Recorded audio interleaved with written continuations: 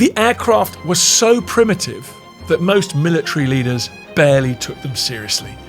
When the First World War began, aircraft were fragile, flimsy machines built from wood and wire and string and canvas, ridiculed largely by an officer class that insisted on going to war on horseback. Very few people took them seriously. But let me tell you, within 4 years, the skies above Europe had become a swarming battlefield of reconnaissance planes, fighter aircraft, bombers, zeppelins, all sorts of things locked in dogfights thousands of feet above the trenches. In this episode, folks, we are going to look at the absolutely extraordinary story of aerial warfare in the Great War. Casualty rates were catastrophic. Many pilots survived only a couple of weeks. And some of the greatest aces, even they ultimately died by breaking the rules that they'd taught others to follow. This is the story of how the Great War turned the skies into a battlefield. I'm very lucky to be joined there by a good friend of the podcast, the author, historian, the journalist Joshua Levine. Enjoy.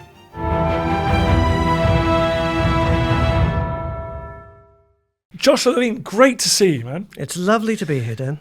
This is a story that it's so fascinating because it happens at such a remarkable time. Aviation, World War I. Yeah. How old is heavier than air flight? I mean, we're talking...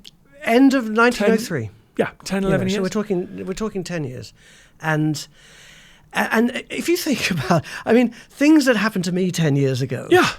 It's a flash of light. So it's extraordinary that the advances that were made in such a quick time, and starting with this tiny little flight at Kitty Hawk, and then moving forward on all the different continents as well. So everybody wanted to have a piece of it. Yeah. Everyone wanted to be in on it. So you had Blériot crossing the Channel. You can imagine how furious the British were. That must have been what a revolutionary moment. The first person to fly across heavier than air flight is a Frenchman.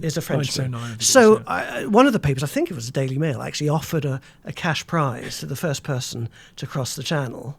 And you can imagine how delighted they were when it was a Frenchman who did it. And I've got an account from an English pilot at the time who just basically says, he was so lucky. It was because a shower of rain cooled his engine off. Otherwise, he would never have made it. And he was talking in the 1960s. So, this bitterness, this anger that a Frenchman made it first. Because, this was the big discussion. Britain is no longer an island. Yeah. It's like it's Dogger all over again. There was this fear that we could so easily now be invaded. Now that people can, the Continentals can get straight across. And so the first person to fly in Britain, though, was an American, a man called Samuel Cody, who, and this is what's so great about early flying. I mean, it was a bunch of shysters, really. I'm exaggerating slightly, but adventurers. And so Samuel Cody came over to this country with a Wild West show, pretending to be the cousin of Buffalo Bill. He wasn't. And he used to do his act, his Wild West act, and he'd shoot an egg off his wife's head. And while he was here, became interested in airships. And then from there, he moved on to heavier than air flight. And he had his own plane called the Cathedral. And because it was so enormous, and it was so festooned with wires and, called a flying bird cage because you could put a canary safely inside it and couldn't get out.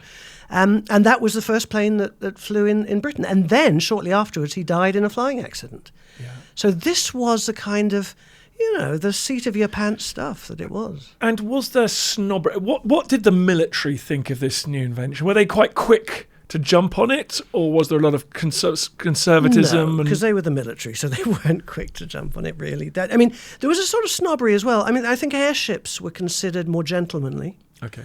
I found these lovely stories about, people when the military took those up and sort of going over to their country estate and having tea and then coming back. It was a nice, serene way to, as we're looking at now, they're kind of coming back now, the idea of sort of eco-friendly travel. The heavier than air aeroplanes were a bit more grubby. You needed mechanics to really, to work at the engines, and they weren't people like us. And so I think it took a bit longer for the value of them to be appreciated. Also, they didn't know what they were going to do. Oh. They were, they could fly, they could take to the sky very slowly. They weren't reliable. The engines were very unreliable. So there was that to begin with.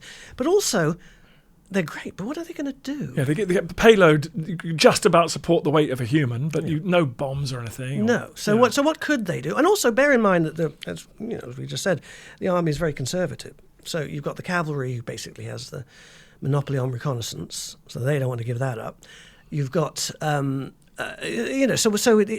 whatever it does, it's likely to take the role of somebody who's going to guard that role very, very carefully. And the Italians, so there's stuff going on in 1911, 1912. The Royal Naval Air Service experimenting, the Royal Flying Corps. There are some aircraft around on the outbreak of World War. And what role were they envisaged? Helping to spot over the horizon, sort of useful pair of eyes? Yes, I mean, it was going to be reconnaissance. Right, okay. That was really the only thing. I mean, like you said, the Italians in 1911, they dropped the first bomb. So almost just hand grenade out the side. Right? And so it had been done. Yeah. Nobody thought particularly to do it again. But so you had, at the beginning of the war, as you say, you had the Royal Flying Corps, you had the Royal Naval Air Service. And the Royal Naval Air Service, Churchill had a big hand in it, as he seems to have had a big hand in anything. Well, according to him. Actually, this one is true. Okay. I did a book on Northern Ireland, and he's right in there as well. He really did. I mean, he was a big champion of flying. Okay, interesting. And during the Second World War, he often referred back to it. He had his plane that took him all over the place, and he often used to sit up front with the pilot and tell him stories about the Royal Naval Air Service. Anyway. So you had these two branches. The Flying Corps was much more sort of sticking. They had their own factory that was making aircraft according to its own designation, whereas you had the Royal Naval Air Service, which was much more willing to try things and much more willing to envisage a place for bombing, envisage a place for other things that aeroplanes could do. The Flying Corps, very straight down the middle. If it's anything, it's reconnaissance. So what happened at the beginning of the war? You had all of these airplanes, 60-odd planes, which flew over to France right at the very start. So they first of all had to come down from Scotland, and some of them had accidents on the way down from Scotland. I've got a great picture of one of them landing on the way, and you have just these bemused locals. Yeah, just landing in fields. Landing in a field in front of a haystack. And you've got the pilot. It's such a brilliant picture. You've got the pilot lying against a haystack right next to his plane. So two of the most, inflammable things you can imagine, just enjoying a leisurely cigarette. All these locals are just staring at whatever this monster is that just appeared. So anyway, they all congregate at Dover. They're told to get to a certain height so that if the engines fail, as probably will, they can glide, because they're going to be left to their own devices if they land in the channel. No air-sea rescue, nothing. No air-sea rescue. And probably no interest from the French either. And so they just glide down. They make it there, more or less in one piece. Someone's killed on the way from Scotland, but 2 men. But they make it. And then, so what do they do? And again, it's a fascinating thing because they're kind of making it up. This is one of the great themes of this. You've got these people doing it, certainly in the early days, but really all the way through, who are not military types at all initially. They're daredevils. And a lot of these are the people who join the Flying Corps. So, one of the men who comes over at this point is he's a sympathizer with the Irish rebels. So he actually, the month before he flies over, he's gone to Germany to pick up arms to bring back to Ireland. Okay. And these are the weapons that are used in the 1916 Rising. And then he goes back to join the Royal Flying Corps. These are not usual people who are serving. So anyway, they get over to France, and their first job is reconnaissance. And it's still a mobile war. People sometimes forget that. So their job is to spy on the Germans and to see what the Germans are up to. And the first reconnaissance is carried out by these 2 men who get, both of them, completely lost. And you see, their logbooks are fascinating because, they both admit it. One of them lands in Courtrai, I'm not sure how to pronounce that, but I think it's Courtrai, which actually has a large Irish population because of the linen production. And the linen was, and he says he was about to be taken prisoner when he was recognised as an Englishman. He was swearing. He was recognised by an Irishman. So then he was taken for lunch with the mayor. And the other one gets hopelessly lost. And he talks about, I flew above a big town which turned out to be Brussels. I mean, it's fantastically hopeless. Yeah. But they get their act together very quickly, and they start to spot important things.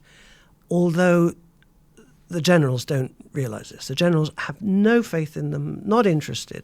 So there's this one man, Rabliati, who's one of the early flyers, who goes up, and at the time what they're doing is they're observing what's happening down below, and they're making a sketch of it, on a knee pad.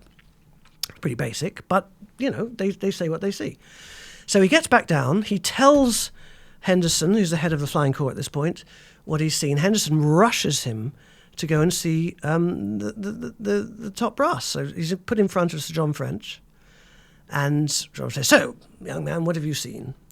And he describes exactly what he's seen, which he knows is correct because he's seen it. But that's not the information that French has. So French just loses interest and starts asking him, "So what's it like up there? Can you see a long way? It's very cold." And he said, "I was so frustrated because I was trying to get him back down to earth, but he wouldn't listen." Anyway, turned out to be true, what he was saying. And so bit by bit, and I say bit by bit, over a series of days, they started to be, the airplanes and the pilots and the observers started to be taken more seriously. And so you've got a point where, just before the war stabilizes into trenches, where the Flying Corps actually observe what is happening before the Battle of the Marne. Remind me, I've forgotten the detail, but arguably decisive because the Germans obviously tweak their plan, don't they? They come down south of Paris, and it's that sort of gives the Allies that opportunity to counter. So really, arguably, very, very important. Very crucially important. And by that time, they're listening. And then, a few days later, you can find, the National Archives, they have these observers' reports, and they're totally fascinating because on the 13th of September, there's an observer called Atkinson who writes up his report, and twice he says, trenches being dug in the field. My God, that's the start of it. Yeah. And he's spotting it, the very beginning of it. Slightly cold. Yeah. What will become the sort of the infamous Western Front? Everything we are now. From that moment, and so and at that point, they are taken seriously, and at that point, French actually issues a communique congratulating the Flying Corps. So again, in the same way that flying develops so quickly, being taken seriously develops quickly, but that's only reconnaissance. And the Germans, aren't they? Look how they're actually working with the artillery, aren't they? They're sort of dropping. They're I think it's tinfoil or something like that. So they're trying to work with their heavy guns. So actually, guys, the enemy are right here. Yeah. So that's also developing. But initially, when German and British aviators meet in the sky, they sort of waving at each other, or do they start taking pot shots at each other? We're talking again very short period of time. At the beginning, there always was. This idea of chivalry in the air is true. There were a lot of airmen who felt they had more in common with the airmen on the other side than they did with the men on the ground in their own army. So there was a sense of this, and at the beginning they really did wave. It didn't take them long to realize, God, we should be doing something about the other side doing what they're doing. So they started taking rifles up. They started, they were, lots of these people, they shot on their land. So, they had an idea of, firing with a lead to hit a grouse. So they started doing that. One or two might even have scored hits. And then one man, Louis Strange, took a machine gun up, and he was told by his squadron commander, "Don't do that, they're for use on the ground," which is, like turning down the Beatles. It's one of those moments where and then that's where it started. And you had these developments being made. This, again, being made by the people who knew how these airplanes worked and the people who knew what they could do. So it wasn't the generals, or it wasn't the senior officers who were telling them, go out and do this. It was they were trying it. So, and the same went for example, bombing. They're starting off with flechettes, with darts. Yeah, right. Dropping darts over the side, which, if you were under one, I can't think of anything worse. Yeah, like a steel dart coming through your helmet. Okay. But having said that, you were unlikely to be under one. So they're then throwing a grenade and then experimenting with bombs. And again, this one, it's Rabliati again, incredible account. He's flying with Louis Strange. And because there's so few of them doing it, their names crop up again and again. It feels like you become friends of these people. And they were flying along. And what he decided to do was to make a hole in the bottom of his B aircraft and sort of line it with tin. And then he would push a bomb through. And that would be his bomb chute. And it would release underneath. But what he hadn't considered was that the air, the wind rushing past, would sort of narrow the tin, and so the bomb got stuck, but with the detonator poking out of the bottom. Right. So he climbed over the side, or tried to climb over the side to try and do something. He couldn't do anything, and basically he passed a note forward to Louis Strange saying, "We're going to die." And Strange's plane sort of started. Anyway, a little bit of paper comes flapping over his shoulder. He reads yes, it. exactly. Oh, had no idea any of this was going on. So My that's a goodness. message to Okay. receive. They decide to go back to the airfield, but they're going to land right at the far end because they're going to blow up. So they don't want to take anyone with them. Very, nice. In case bits of the plane could be salvaged, they go back to the airfield.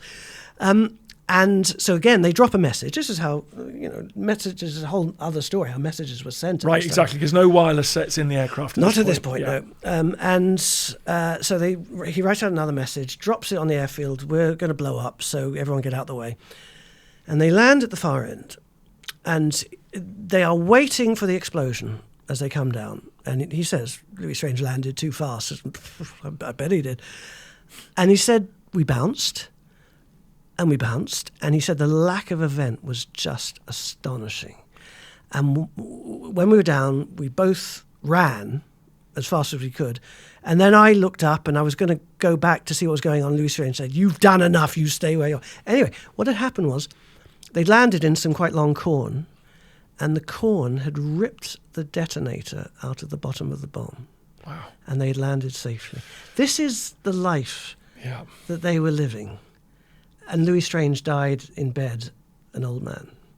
And I don't know. I mean, what can you say? You've covered a bit there, but so you've got the reconnaissance role, which is looking, seeing what the enemy's up to, where their stuff is, what's moving around. Then you're doing a bit of bombing, so you're trying to actually interfere with things on the ground. You're bombing and ground attack, machine gun people on the ground.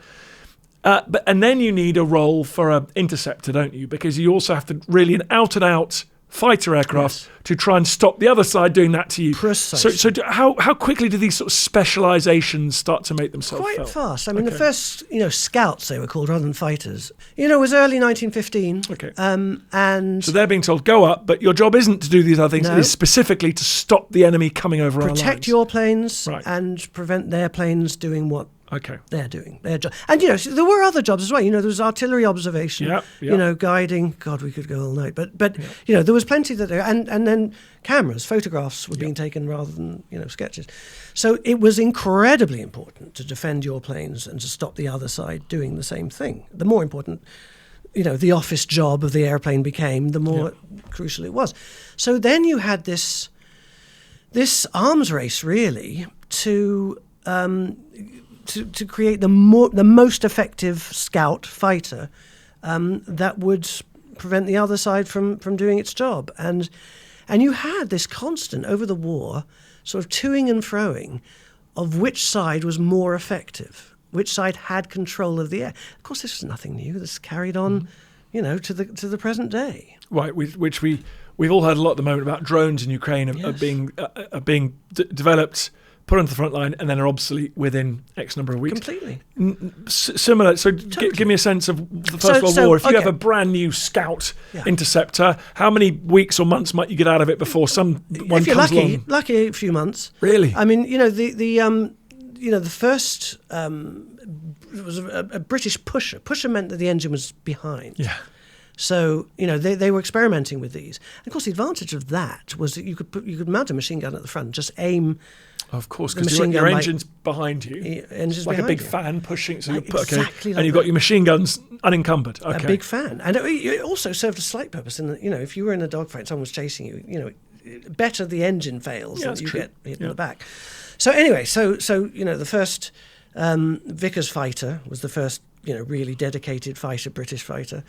And, it did very well. Didn't really have any any real opposition. And bear in mind also that the aircraft that are doing like I say, the office jobs, the day-to-day work, if you're taking photographs, you have to be a very steady aircraft. You don't want something that, jerks all over the place.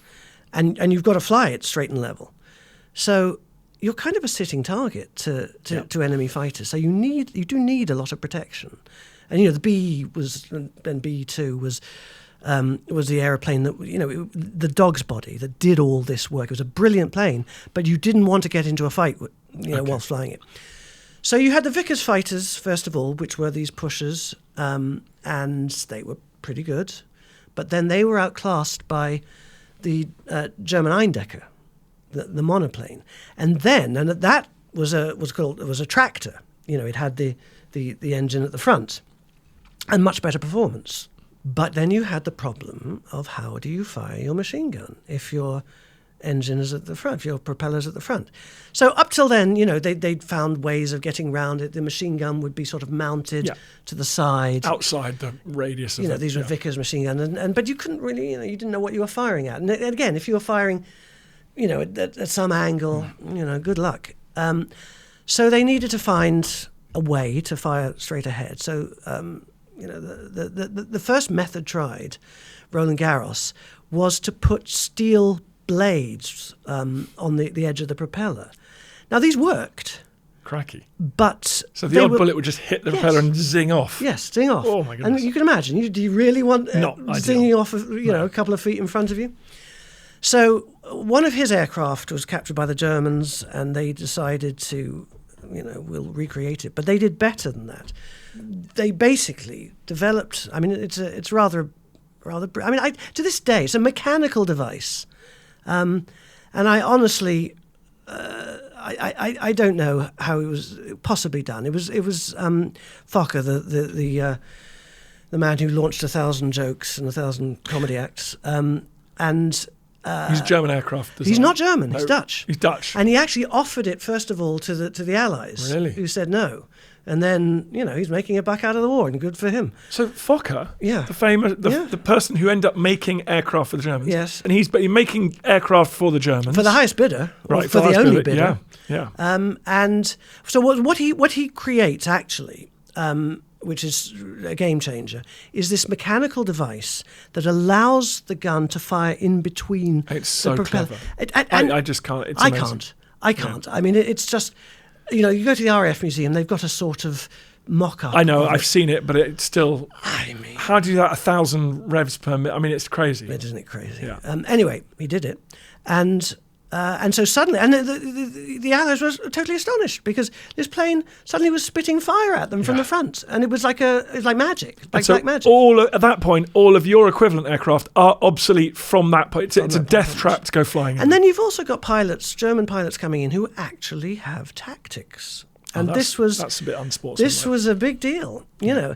So you've got Immelmann, you've got Boelcke who has dictators, which are basically rules for pilots. Yeah, Boelcke. So Boelcke is a German fighter pilot, basically, and he has these. He comes up with the first sort of air-to-air tactics, which people still look at today. Absolutely, they do. And Immelmann had these techniques, these tactics, which were rather brilliant. I mean, the old expression "beware the Hun in the sun." Yeah. Is because Immelmann would fly and he'd come out of the sun. Of course he would. I mean, it makes common sense. Because you can't look, the other pilot can't look into the sun. It's hard enough driving on the M4 west. You can imagine looking up so he would dive out of the sun. And if he didn't make a hit this time or make a kill this time, he would come back up, so like this, and then he would either half roll. And I can't really do it with my hand, I can't half roll, but then come back down again for another pass. Yeah. Or he would sort of side slip and then come back down that way. This was totally new. He was in a much more effective aircraft. He was in an aircraft that could fire directly ahead. This is terrifying. This is it's a game changer. So then the British had to come up with something, and then the DH-2, which is probably my favourite aircraft. It's a very dinky little thing. Again, it's a pusher, but it's an effective one. It's a lovely little thing. It's really basically just a little nacelle at the front, and then sort of kite strings at the back. I mean, it's just a beautiful thing. I used to make the FX model, and it didn't take very long because it's just, it's just a few sort of poles. And so these, just on that note, an aircraft could go from design to build to frontline, in space of very quickly. I mean, yes, because there wasn't much to them. Yeah. Also, there's another thing about these very early aircraft. Of course, it was incredibly dangerous, and people were dying, mainly in training, actually, but people were dying in enormous numbers. But there was also, they were so light. They were built of wood and canvas with a bit of dope on front, and then odd metal bits here and there. They crumpled.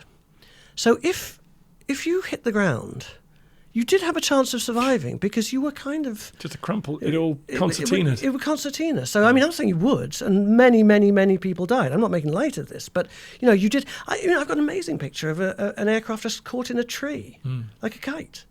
They were very flimsy things in the early days. They got heavier. So they could be developed quite quickly and built relatively quickly, and they would also... they would lose their potency quite quickly. So the DH2 took over, and then you had the German Albatross taking... So, that one of the classic... the classic dogfight of the war was between Richthofen and a British pilot called Lano Hawker, who was... Richthofen, the famous, the Red Baron. The Red Baron, German famous ace. From Snoopy onwards, Yeah. And really a remarkable god. I mean, there's a whole episode on him alone because he's a fascinating character. But this dogfight, how our idea of what dogfights are is really from these early days of the First World War, because even the end of the war, they became too fleeting. And by the time of the Battle of Britain, you only saw the enemy for a couple of seconds before it disappeared. A short burst of machine gun or... This is the point where the aircraft was similar enough that they would chase each other in ever-decreasing circles. And that's exactly what this dogfight was. It was, we've got Richthofen's diary of it. It's quite, it's very vivid. And he talks about, I looked down, I waved to him, I could see he was a plucky fellow. I mean, admittedly, this is translated, so somebody has translated it in very much language of the time. But, and they carried on. Yes, you're trying chasing. One's trying to get behind the other, and the chief tactic is throw the rudder across and try and get away from. Tighter and tighter circles. Whereas, Hawker, who's being chased because he's in the slightly inferior machine, the DH2. Whereas Richthofen's in an Albatross, not the Fokker triplane he's later famous for. At this point, in an Albatross, and eventually, he says, I got behind him. 30 feet or something behind him. I could see his head, and I fired a burst. And also, you couldn't waste ammunition. Short bursts. Didn't have a lot of ammunition. And as a newcomer, the mistake they often made was to open fire too early. Richthofen was not a newcomer, so he waited till he had Lano directly in his sights, shot him, hit the ground. There's now a memorial on the ground just where he landed. And that is in some ways the sort of iconic dogfight of the war. And if you, watch Star Wars and those the TIE fighters and the whatever X-Wings, that's the dogfight you're watching. Yeah. It's that sort of early First World War dogfight. And at that point, the Albatross had the upper hand. And by this point, the aircraft were getting more sophisticated. So there were more different kinds being developed. So it wasn't just a case of one plane outclassing the last plane. You had various different aircraft now taking to the skies. And you also, what you had, because these, the only reason these fighters were there at all was because of the real work that the reconnaissance, artillery observation, the real stuff. That's the only reason they were there. But they did become the icons. So you had the cigarette cards. The glamour boys. They were the glamour boys. And the Germans quite happy to encourage their glamour boys. British didn't want it, interestingly. The British brass wanted the emphasis to be placed on the people doing the difficult work. Well, not difficult, it's all difficult, but doing the daily work. And tried to prevent the British, the aces becoming known. But they couldn't, obviously. And, people like Albert Ball and Mick Mannock and James McCudden. And also William Leaf Robinson, the man who shot down the first Zeppelin. Yeah. You know, he became a massive star. I mean, probably a star. And that's partly because it's exciting, it's new technology, but also you can, unlike the massive sort of industrial, almost anonymous nature of trench warfare, which is hundreds of thousands of men using technology to try and blast you.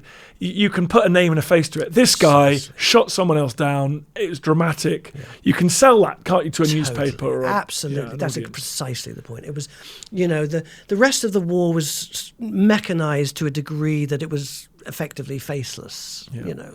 I mean, not completely, but, you know, for the most part. VCs and whatever, but for the most part. Whereas a war in the air were still gladiatorial fights. You know, these were duels, personal duels. And so absolutely these people became heroes. And, you know, we don't really remember their names so much apart from Richthofen. But, you know, to the fighter pilots of the Second World War, these were the heroes. Icons, these were the ones that they grew up with. They knew everything about them. And just on that, what was life like for them? How did they feel? Because they could see and they heard about the horror that they had, family members and loved ones in the trenches. They were flying, people in the trenches looking up going, I wish I was up there. But it wasn't, you know, what's the odd atmosphere, isn't it? Because on the one hand, it's freezing cold, very tricky. They're not obviously pressurized cabins. They're open air, flying in all sorts of conditions, navigation a nightmare, risk of crashing, being shot down. But at the same time, they're not in the trenches. So how do they feel about what they were doing? Oh, it's so interesting, this, because you're absolutely right. And a lot of them had been infantry. That's true. They'd been in the trenches. They'd been in the trenches. And they had been the people looking up, thinking, ooh, I'd like a bit of that. Yeah. And so, you know, they transferred. But it was a very, very, as you say, a sort of dual life, in the sense that you did this incredibly dangerous thing. I mean, they went up several times a day. You know, the level of, quite apart from the fact you had a very strong chance of dying. You know, the whole sort of Blackadder idea of the 20-minuters is not completely off the mark. I mean, there were periods, you know, at Battle of Arras, 1917, you really did. Your life expectancy from arriving was about 2 weeks. Yeah. And part of the problem there was, you know, by this time they were sending people who really weren't properly trained. You know, there was such a need for pilots that they were, you know, one of the squadron commanders said, I had to, you know, new people who came in, I had to take them around the lines, you know, let them fly behind the lines for quite a long time, just so that they could get up to speed, so they could actually fly sufficiently. So the incredible danger, the incredible stress, enormous stress, you know, the idea of flying sickness. A lot of people had the sort of air equivalent of shell shock, which were dealt with much more leniently. But the other side of the coin is that they lived much more comfortably.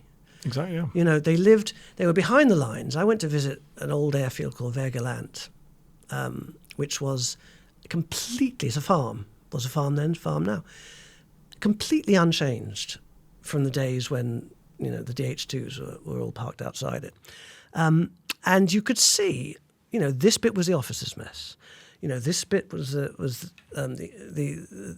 NCO's mess. And you could see where everything had once been. And you could see it was comfortable. And, of course, it was not only that they lived more comfortably, they had their servants, they could go into town. They could have a few drinks at night. Every night, you know, they had their favourite restaurants. You know, if they were near Amiens, what a great place to be. Yeah. And they were able to live quite well outside of the flying.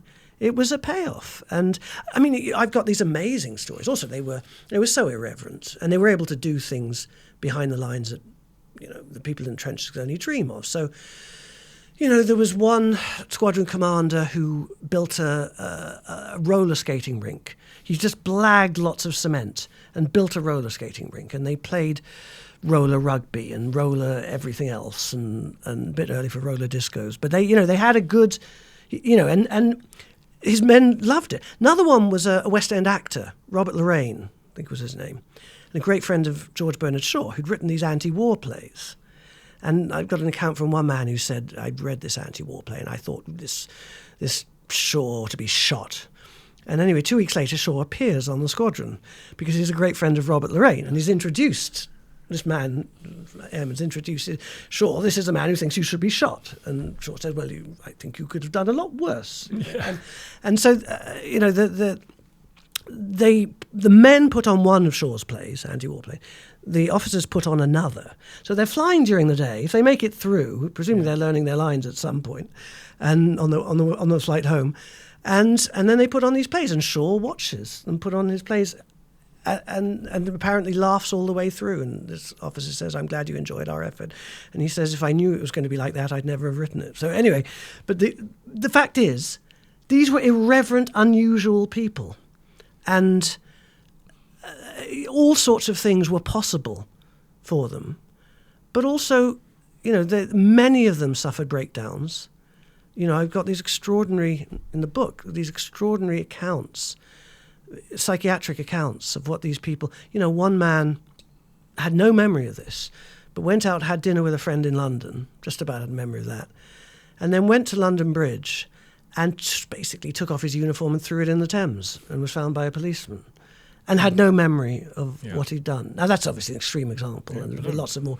But there was an extraordinary amount of this. And, from Mick Mannock, one of the most famous pilots, was a nervous wreck. I bet. And, went home and completely broke down in front of one of his old friends. Just couldn't stop sobbing, couldn't stop crying.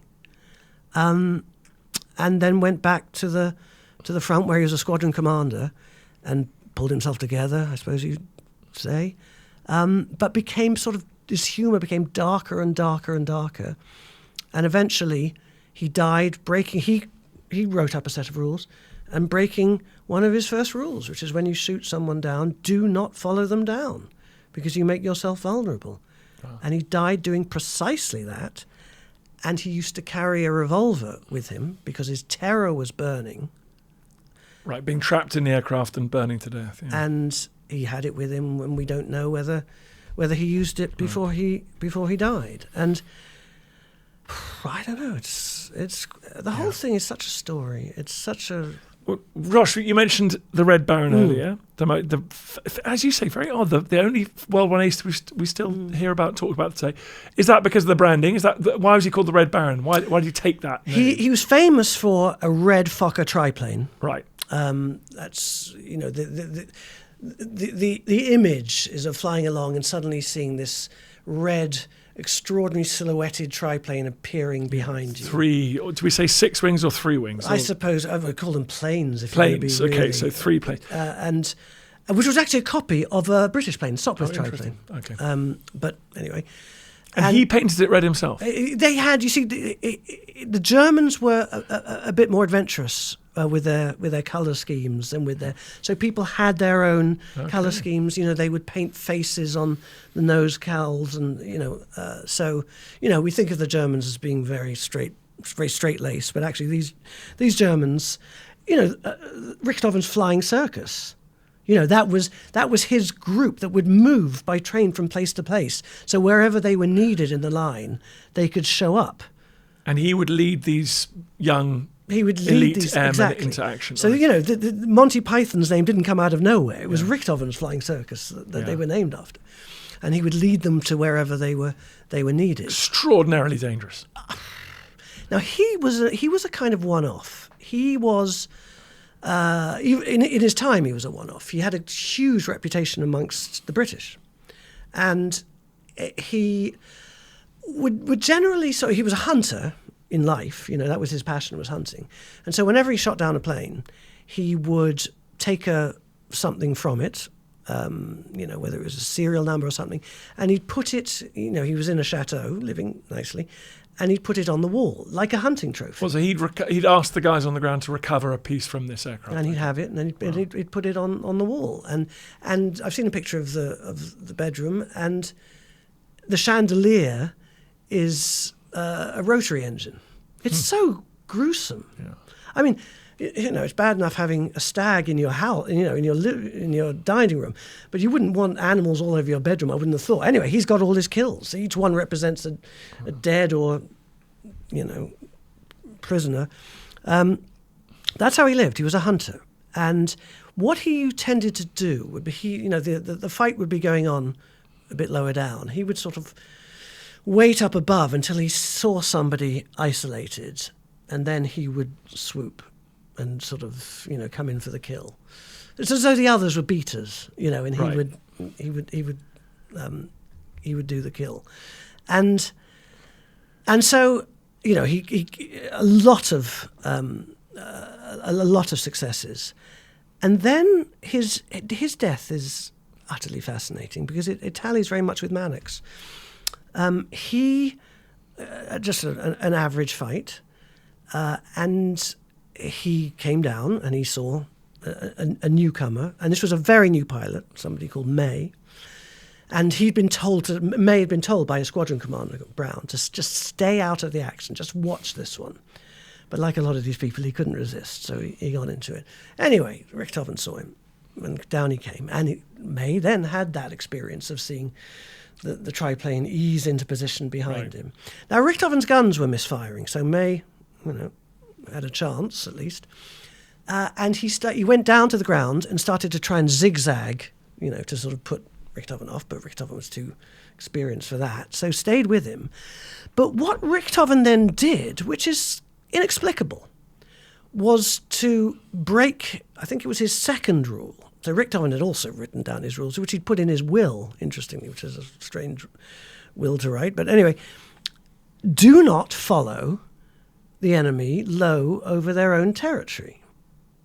And because all the enemy guys on the front line will have a pop at you with their rifles. Their rifles, their machine guns, there's anti-aircraft, there's everything. And if you're low, so that's what he did. He flew low, and he was duly fired at by everyone in the trenches, machine guns. It was Australians down there. And he flew on, and sort of at some point, he wasn't getting anywhere with May, and at some point thought, I better call a halt. So he turned, and he came back. And at that point, he was hit from the side. The bullet, I think, went in on his right side, and he wobbled, and he turned, and he came down, and lived for a few seconds. I mean, the instinct, he landed successfully. The instinct never left him, but within seconds he was dead. The Australians had already arrived and were picking the plane clean. Yeah, they swarmed there because they knew it was him. That's what's so because of this red. Yes, they were stripping it for souvenirs as he was dying. And if you look on eBay, you can see where those souvenirs have gone, or claim to have gone. Anyway, so there's this big, why. Well, there's a huge thing. Who shot him down? And I think that the current theory is it's one of the machine gunners. I think a man called Popkin. There may be a new theory out there. I'm not sure, but one of the machine gunners, as he turned and came back, shooting from that side. I was very lucky. Years ago, I flew. Someone in a small plane flew me actually over. Oh my goodness. Over the ridge, Morlancourt Ridge, where it was. And you can see that there's an old brickworks that was there then that's still. It's incredibly moving to fly, the same route and to come back, but without Australians machine gunning you. It's extraordinary. Anyway, so who killed him? That's a big debate. But to me, the more interesting thing is why did he do it? Why did Manek break his own rule? Why did McCudden as well? He was an extraordinary pilot who could go up to extraordinary heights because of his Eustachian tubes, I think is a word. But again, who took off and turned back. You don't do that and die doing that. So why did the best pilots, the most iconic pilots everybody looked up to, break their own rules? I find it fascinating. And I suppose one explanation could be that they were so venerated by now that they thought they were the only ones who didn't have to follow the rules. I don't think that's likely. I think Manek never lost, he never lost his fear. He never lost his sense of mortality. I think that's probably not likely. I think one thing that may be possible is that because they were iconic, they were kept in the line. They were kept in the line. They were kept in the line. They had to keep flying. And it seems to me, this may be, pop psychology, but, they knew they were going to die. And so at least do it at a time and a place of their own choosing.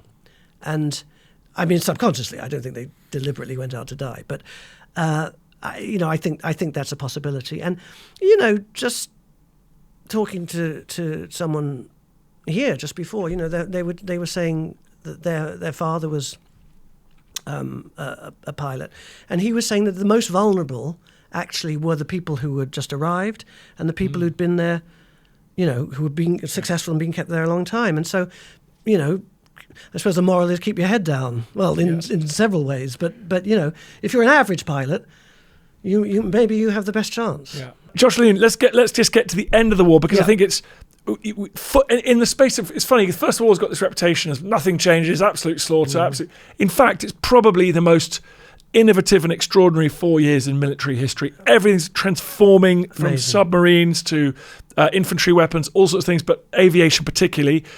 At the start of the war, as you point out, you've got these reconnaissance aircraft. They're like bird cages, sort of fluttering about over the front lines. By the end of the war, you've got German aircraft have attacked Britain. Oh my goodness! Trying to knock Britain out of the war, strategic bombing. But take the Battle of Amiens, for example. Look at all the different jobs you've got. You've got aircraft dropping supplies to frontline troops for the first time, communicating with them. You've got aircraft with wireless sets in them, so they can say to the artillery, left a bit, right a bit. Yep. So doing all of these different jobs. Amazing. And I mean, I suppose the biggest development, in a sense, is the fact that they're being used well. You've got a combined arms, set of tactics at this point. So they are doing jobs that are genuinely useful. Yeah. And no, I'm not saying they weren't before. I mean, there was always a very strong connection between the Flying Corps and the Army. We haven't even talked about the Naval Air Service, who were doing their own, work. So they were a branch of the Army. They weren't an independent service until April 18. So they were working with the Army. But at this point, yes, absolutely, they're aerial artillery, really, and they're doing an incredibly important job, an incredibly good job. And they're starting to do one thing which pilots hated because it was so dangerous. And I recommend everybody read a novel called Winged Victory. Unbelievable book. Isn't it? And it's by a man, it's really an autobiography, actually, but it's in the guise of a novel. And it's about somebody who spent the later part of the war doing these low-level attacks, and so dangerous.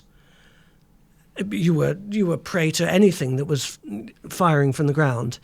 And he was driven to... He was a complete alcoholic. I mean, he was drinking himself stupid every single night to get through it. An amazing account in the book. But the point is that aeroplanes were now part of a single system and working very, very effectively. Also, contact patrols was another thing they were doing. So how difficult was it? You could keep in contact on the Western Front with anything that was sort of behind you. And once troops had gone ahead of you, very, very difficult to keep in contact with them. So airplanes were the best way to do it. They could fly forward and they could pick up signals from the men to see how far forward they'd got, where they were, what they were likely to be able to do. They could report it right back. So again, all these new roles. And as you say, strategic bombing. I mean, the British, when the war ended, the British were days away from launching a raid on Berlin. Yeah. So in 4 years, from darts to a raid on Berlin. Yes, from steel darts to striking at the enemy capital. Unbelievable. Extraordinary. Joshua Levine, amazing. Make sure everyone goes and reads your book on this subject, which is Fighter Heroes of World War I. And also check out Winged Victory, because that's... Oh, please, Winged Victory. And Sagittarius Rising. And, in fact, there's lots of very rich literature in this period. Joshua, thank you very much. As always, coming to the podcast, what a star. Thank you. Thank you, Dan. It's been a pleasure. What a great episode. Thanks very much for joining us, folks. That's it. Follow, like, subscribe, do all the things. Push the buttons. Then I'll see you next time. Bye-bye.